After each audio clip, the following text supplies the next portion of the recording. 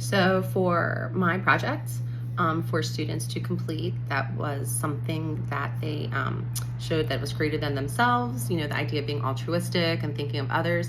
My students completed or created time capsules to leave for next year's fifth grade class.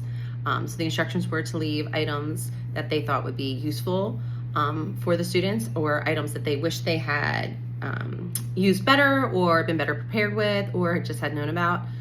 And then the students were to write as a narrative why they were leaving those items in the time capsule for next year's fifth graders. And also I encourage them to give advice to the next incoming class as well, surrounding the items they put in the time capsule. So the students, are not leery of projects. We do a lot of projects. I'm very project oriented. I think projects should culminate any topic or unit or module that you're doing. And they were really excited about this one. I was happy to see that. Like I said, it's not that projects, they're used to doing projects. So I was happy to see that they weren't just like, oh, here's another project. They were really excited when I said time capsule. So that's something to just keep in mind, and it's very real world. And I like that too. I do try to make my projects be real world applicable. So the directions were really pretty loose. I do have gifted students in my class, so part of their plans is often to be creative or innovative with their materials and how they present their ideas. So I try not to be too restrictive in how they can present their projects or ideas. So, they're very used to, here's your poster paper. I provide index cards for projects or sticky notes, and I try to, give them different materials and ways that they can present their projects. So, originally my thought had been that the children would draw pictures and label them. We're very into text and graphic features. So I always have them, label everything or put a caption. So I had originally thought they would mostly just draw the items that they wanted to include and label them with and then in the narrative describe why they included them. But a lot of the students got creative really fast.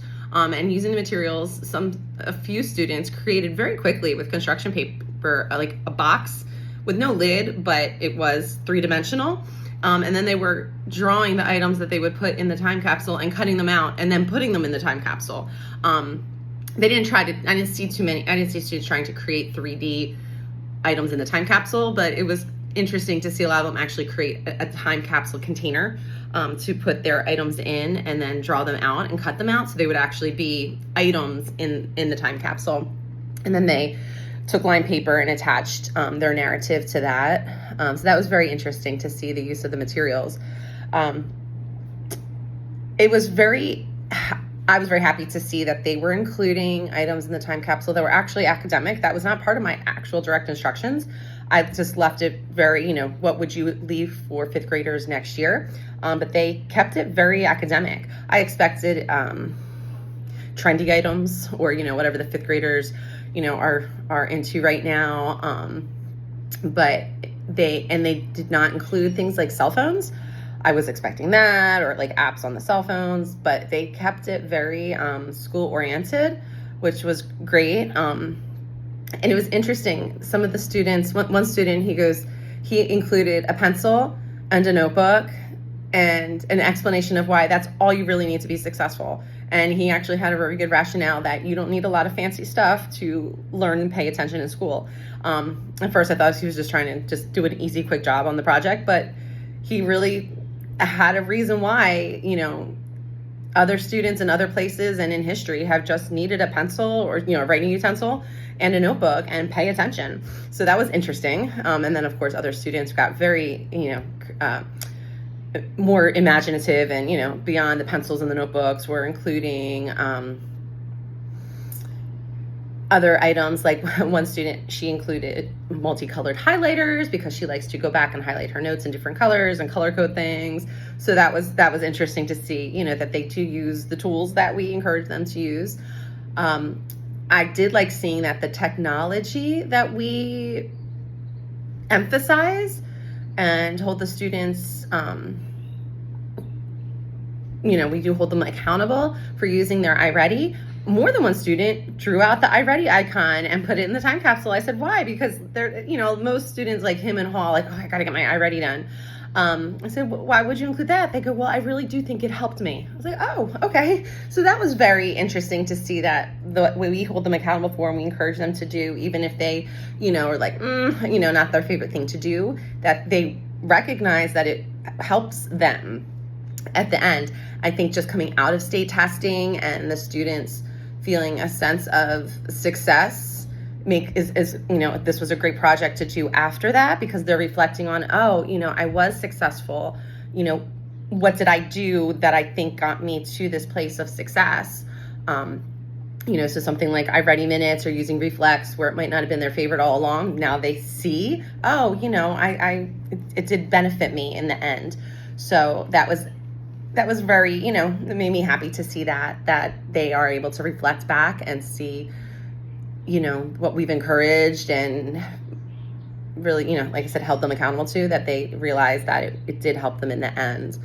I really liked how the students, they were right away very much like, oh, is this real? Is this real? I go, what do you mean, is it real? We're not burying anything, if that's what you mean. They go, no, but are you going to give it to the 5th grade kids next year? Like it really made them more invested to think that they would actually pass it along to somebody. So I said, if you choose to, you can turn it into me and I will see that it gets to a 5th grade student next year. And that made a lot of them happy. Some of them didn't seem to, mind either way. They just have fun doing projects, but that was not what I expected to be so significant. Are we really going to give this to somebody next year? So that showed that they really are, thinking of others. And I think, knowing that if it was going to a student, they would invest a little bit more, to show that, they are thinking beyond themselves. Am I really going to give this to somebody? Is this really going to impact somebody next year? And giving them the choice, I think, was a good decision at this time of year. If you, choose to, I will pass it along. If not, you can bring it home and keep it, which some students like doing. They love their projects. I have a student who, all her projects are around her room that she's made for the year. So, she chose to bring hers home. But I did like this project at the idea that you're doing this for somebody else. Most projects, a lot of projects are very, are student-centered, especially like in, I'm thinking in ELA when we read text, like that last piece is, usually text to self, and a project a lot of times is connected to self. The last project I did before this one for ELA, as part of, this whole process was students giving a chance to talk about themselves. So this was, completely the opposite in a way. They're doing something for somebody else, still putting their thoughts into it, but it's the end product is for others, and the purpose is for others. So it was a nice shift to do that. So all in all, I really liked the different ways students presented the materials and presented their ideas. And this would definitely be something I would do again next year.